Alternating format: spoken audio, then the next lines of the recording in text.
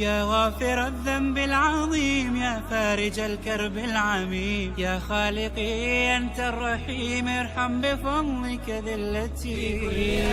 نعمة لك في العباد ومنة وبكل شيء آيات دلت عليك بسم الله والصلاة والسلام على رسول الله. أما بعد إن شاء الله maanta موضوعنا wuxuu ku saabsan yahay منع النساء من الذئب ونحوه عند الخروج إلى المسجد أو غيره.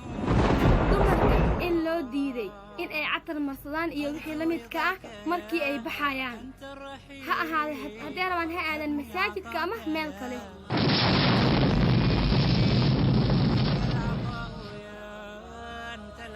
marka xabiibaati horta catarkan maxaa baan la baneeyay marka la baneeyay ma taqaaniin markuu yahay waa markii aad zoojkaaga la joogtid gurigaaga waliba guriga aad tihiin labadiina iyo caruurtiina oo kaliya ma ahan xitaa markii ajnabi joogaan.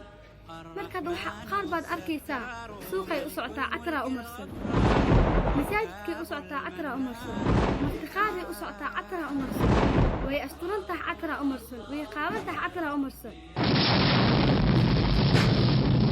waxaa ka mid ah catarka dhibka uu ku keenay walaasheedii haddii uu ka cadfiyo hal nin waxay la mid tahay asagoo kaa zinaystay.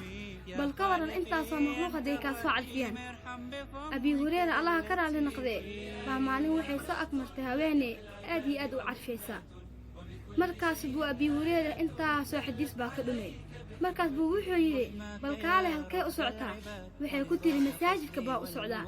gabadhii wuxuu ku yidhi intaad gurigaaga tagtid aad soo quweysatid weliba sida janaabada loogu qabaysto oo kaleed kaga qabaysee kadib masaajidka aaso. haddaba ogow adigoo catar kuu marsan haddii aad soo baxdo waad zinaysatay. waxaana caddaan inoo ah xadiiska nebiga sala allahu calayhi wasalam inoogu caddeeyey. xadiiskaasna waxaa inoo warinaya abi muusa al-ashcari allaha ka raali noqdee. wuxuu yidhi nabiga naxariista nabadgelyo korkiisa ha ahaatee ida istacdarat ilmar'atu famarat calaa qowmin liyajiduu riixaha fahiya kada wakada. haweeneedii iscarfisa haddana soo martaa qoom dushoodii si ay u helaan caraftooda wuxuu yidhi kada wakada. muxuu yahay kada wakada? qaala wuxuu yidhi qowlun shadiidan waa hadal xun. lafti kale ayaa lagu sii fisir waxaa la dhahay fahiya zaaniyatun waa qof zinaysatay oo kale. bal ka waran maanta hal qof haddii uu kaa cadfiyo catarkaas adiga aad marsatay waa zinaysatay. lama qof ayaa kaa cadfiyey waxay la mid tahay adigoo laba qof ka zinaysatay. kumanaan ayaa ku soo cadfisay imise qof ayaa ka soo zinaysatay. rabbigaaga wejigiisa wanaag miyaa ku yaalo? maya.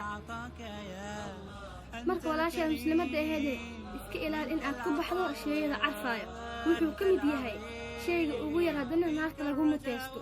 nafteeda iyo naftiinan waxaan u dardaarmi lahay inaan alla ka cabsano, wuxuu alla naga reebo aan ka hadno, wuxuu alla ina farane aan samayno. barnaamijkan intaasuu ku egyahay. المنان المتعال الرحمن الستار ملك الملك الغفار